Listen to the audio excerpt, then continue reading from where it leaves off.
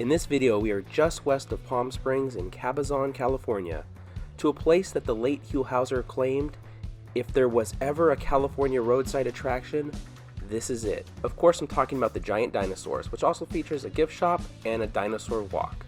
The dinosaurs were the brainchild of Claude Bell, who created a lot of the cement statues that are still visible at Knott's Berry Farm to this day. He opened the Wheel Inn restaurant on this site in 1958. The restaurant was torn down in 2013, but the sign still remains. The restaurant is famous for being the location in the movie Pee-wee's Big Adventure, where Pee-wee Herman claims that Large Marge sent him. Bell wanted to increase traffic to his restaurant, so he had the idea to create large dinosaurs. The one closest to the camera, the Brontosaurus, is named Diney, and construction began on him in 1964 and he was completed in 1975. He is 45 feet tall and 150 feet long. He is made with a metal frame with spray-on concrete, and there is a gift shop inside of him, which we'll go in just a minute. As you can see, there are windows, stairs, and a fire escape on the back side of Diney, though I'm not sure you have to worry too much about a large cement dinosaur catching on fire. When Claude Bell originally designed Diney, however, he did want him to shoot flames out of his mouth, but sadly that never came to be.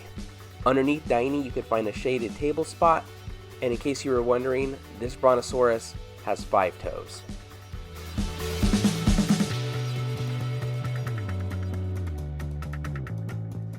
Right across from this large snake is the entrance to Diney through his tail. At this point, I will mention something that is going to come up a few times in the video. After Claude Bell died in 1988, in the 1990s, his family sold the property, including the dinosaurs, to a company that is run by a creationist. The last time I visited, the glass cases on the sides of the stairs had displays disputing evolution in them. Now they're just replaced by dinosaur models. And now we are entering the gift shop.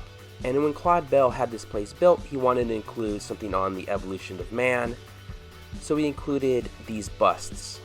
They used to be in color, but when the new company took over, they painted them white to try to hide them. As for the rest of the gift shop, you can find lots of different dinosaur merchandise to purchase there. The other large dinosaur that is visible from the freeway is Mr. Rex. He was completed in 1986 and he is 65 feet tall. You can also go inside of Mr. Rex, but that does require buying a ticket to the location's dinosaur park. On our visit, it was well over 100 degrees, and definitely the most popular attraction was the Waffle Saurus truck that sold ice cream. From Mr. Rex, you follow the wooden fence to Mr. Rex's Dinosaur Adventure, the location's dinosaur park. Before you enter, there is a dinosaur photo op, and there's a few dinosaurs you can see from the outside. In the park itself, there's an indoor area that has animatronics and maybe a nod to its creationist past with the saber-toothed tiger associating with dinosaurs. The area we're looking at now actually used to have knights fighting dinosaurs in it, but that has been removed and it's all dinosaurs now. There are a few animatronic dinosaurs to look at, though on our visit I would say about 80% of the dinosaurs did not move. Also, none of the dinosaurs here had feathers, which modern science tells us that a lot of dinosaurs did have, though you don't really come to one of these places for scientific accuracy. They did have several rideable dinosaurs, however.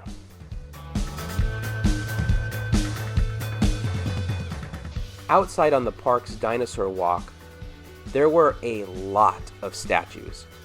Easily over 100 dinosaur statues of all sizes. This was the most dinosaurs I think I've ever seen at any dinosaur park I've been to. The park also had a couple of activities such as the Dino Dig, where kids could dig for rocks with the dinosaur's name on them that they can turn in for a prize, and an area to pan for precious gems. In the past, the park was a creationist museum, though all of the literature going against current scientific beliefs has been removed. Most of the dinosaurs have informational signs, but none mention any dates or how long ago the dinosaur lived. The only overt nod that we saw to the park's past as a creationist museum was the cross out in front.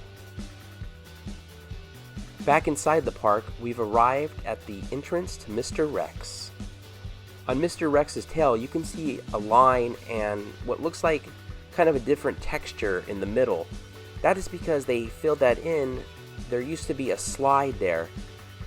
Kids could go up into Mr. Rex and slide down his tail, Fred Flintstone style. Though the slide ended up being a little too dangerous, too steep, and so they got rid of it. Heading into Mr. Rex, with the paint and the texture, it definitely feels like you are inside of a dinosaur.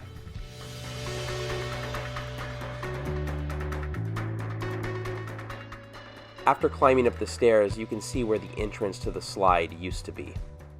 You have to climb 3 sets of stairs total to get to Mr. Rex's mouth. When you get to the top, you can also see how they make his eyes glow. And here we are at the mouth, which is definitely big enough to climb into and take a look around.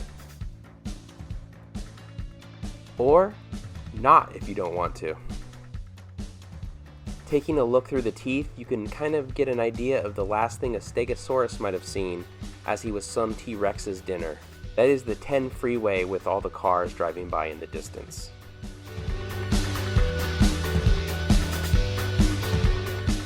Right outside of Mr. Rex is this giant turtle, which I believe was also created by Claude Bell and is one of the oldest statues at the park.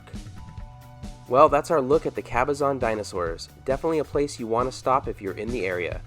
Thank you for watching. If you enjoyed the video, please give it a thumbs up, consider subscribing, and we'll see you next week.